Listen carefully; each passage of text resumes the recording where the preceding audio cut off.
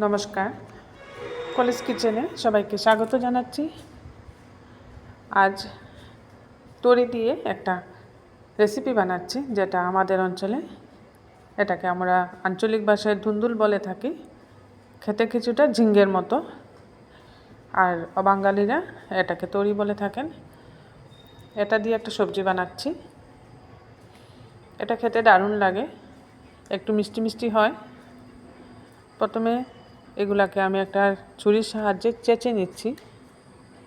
একদম কচি কচি নিয়েছি, ছুরির সাহায্যে চেঁচে ধুয়ে পরিষ্কার করে নিয়েছি। এগুলাকে কাটার আগে ধুলে ভালো হয়, তা না হলে ভিতরে জল ঢুকে যাবে। যেহেতু এটির মধ্যে এমনিতেই একটু জল বেশি থাকে, একটু জল জাতীয় সবজি। এভাবে ছোটোগুলাকে অর্ধেক করে নিয়েছি। অর্ধেক করে নিয়ে মধ্যেখানে একটা কাট দিয়ে দিচ্ছি। বড়গুলাকে আমি 3টা পিস করে নিচ্ছি। এগুলোর মধ্যেও একটা কাট দিয়ে নিচ্ছি। এটা খুব সুস্বাদু একটা সবজি, আর বাজারে খুব সহজভাবেই এটা পাওয়া যায়। এটা অনেকের বাসাতেও হয়ে থাকে গাছ। খুব একটা যত্ন করতে হয় না এই গাছের, কিন্তু ফলনটা খুব ভালো হয়। আমি এটা আমার মায়ের বাসা থেকে নিয়ে এসেছি। মায়ের বাসায় এই গাছগুলো আছে, তাই একদম কচি কচি দেখে 3টা নিয়ে এসেছি। সবগুলোর মধ্যে কাটমার্ক দিয়ে রেখে দিয়েছি। এবার একটা মশলা বানিয়ে নিচ্ছি। একটা বাটির মধ্যে নিয়ে নিচ্ছি ধনে গুঁড়া একটু বেশি নিচ্ছি, সামান্য জিরে গুঁড়া, সামান্য হলুদের গুঁড়া নিয়েছি, আর দিচ্ছি সামান্য লাল লঙ্কার গুঁড়া।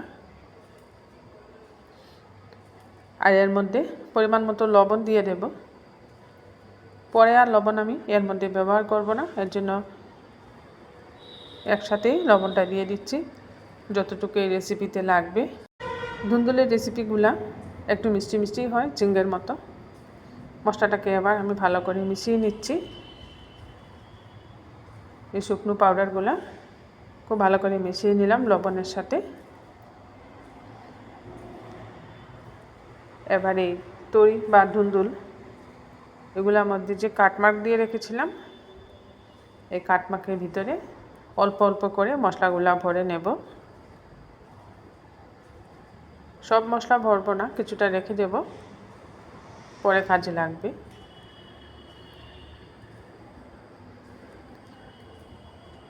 একটু ফাঁক করে অল্প অল্প মশলা এর মধ্যে ভরে নিচ্ছি।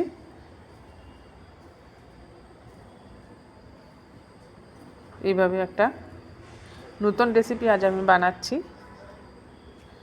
এমনিতে আমরা এগুলা দিয়ে চিংড়ি মাছ দিয়ে খেয়ে থাকি, বা কখনো মটর দিয়েও নিরামিষ বানিয়ে থাকি।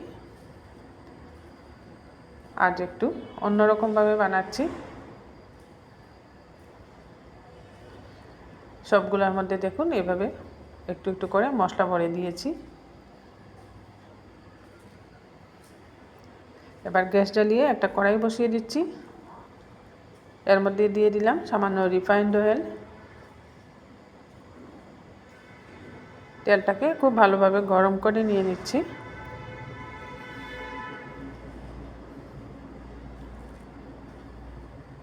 তেলটা যখন খুব ভালোভাবে গরম হয়ে গেছে, তারপর এর মধ্যে মশলা ভরে রাখা এই ধুন্দুলগুলো এক এক করে এর মধ্যে দিয়ে ভাজবো।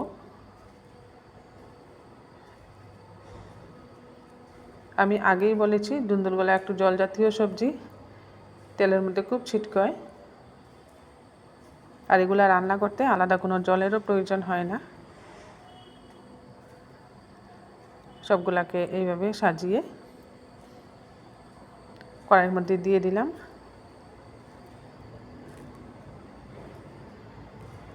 গ্যাসের হিটটা মিডিয়ামে রেখে একটু সময় ঢাকা দিয়ে দেব। 2-3 মিনিট এভাবে ঢাকা দিয়ে রাখবো। তারপর ঢাকাটা সরিয়ে এগুলাকে উল্টে পাল্টে নেব। এতে করেই অনেকটা সিদ্ধ হয়ে যাবে। নিচের দিকটা লাল লাল হয়ে গেছে, এবার উল্টে দিচ্ছি সবগুলাকে।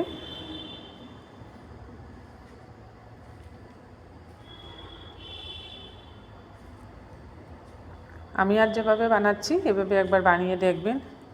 রুটির সাথে খেতে এই রেসিপিটা খুব ভালো লাগে। আমার এই রেসিপিটা আপনাদের ভালো লাগলে লাইক, শেয়ার, সাবস্ক্রাইব করতে ভুলবেন না আমার চ্যানেলটা। আর পাশে থাকা বেল আইকনটা প্রেস করবেন, এতে করে যখনই এরকম নতুন নতুন রেসিপি আপলোড করি সাথে সাথে নোটিফিকেশনটা পেয়ে যাবেন। নিচের দিকটা ভাজা হয়ে গেছে, সবগুলোকে এইভাবে উল্টে দিলাম।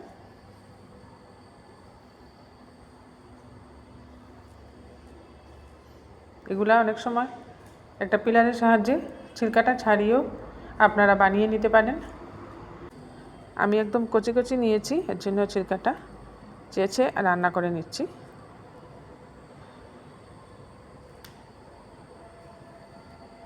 বারবার এইভাবে উল্টে পাল্টে দিচ্ছি যাতে করে উপর নিচটা খুব সুন্দরভাবে ভাজা ভাজা হয়ে যায়।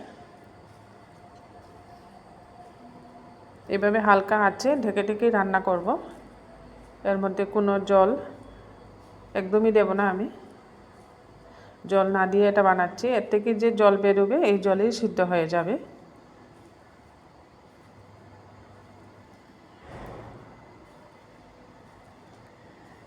আবারও একবার ঢেকে দিচ্ছি।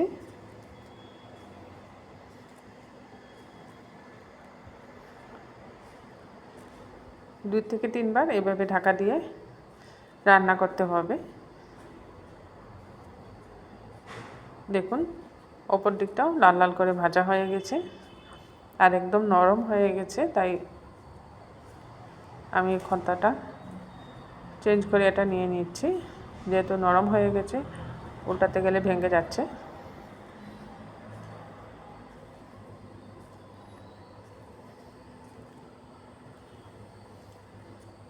আবারও উল্টে পাল্টে দিচ্ছি এগুলাকে।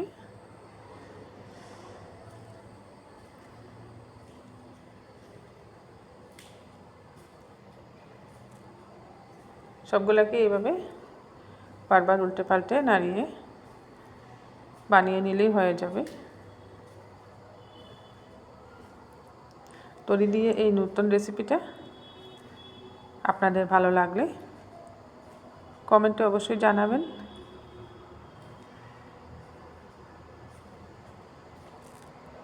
দেখুন খুব সুন্দর হয়েছে, সিদ্ধ হয়ে গেছে সবজিগুলো।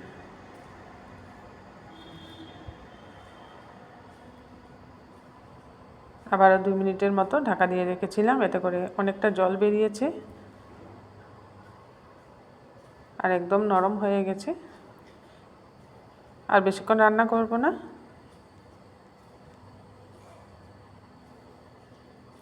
খুব সুন্দরভাবে সিদ্ধ হয়ে গেছে।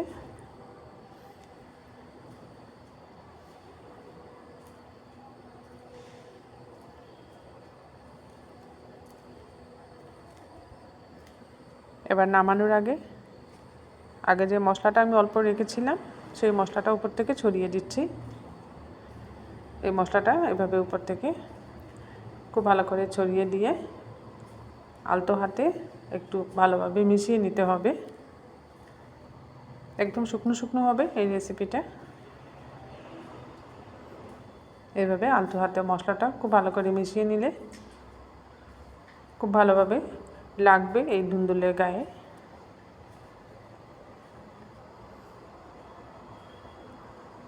একদম ভাজা ভাজা করে নিয়েছি, এবার এটা নামিয়ে নিচ্ছি। নামিয়ে ধনেপাতা দিয়ে গার্নিশ করে নিলাম। এটা রুটির সাথে খেয়ে দেখবেন, দুর্দান্ত লাগে খেতে। একটা ইউনিক রেসিপি বানিয়ে নিলাম ধুন্দুল দিয়ে।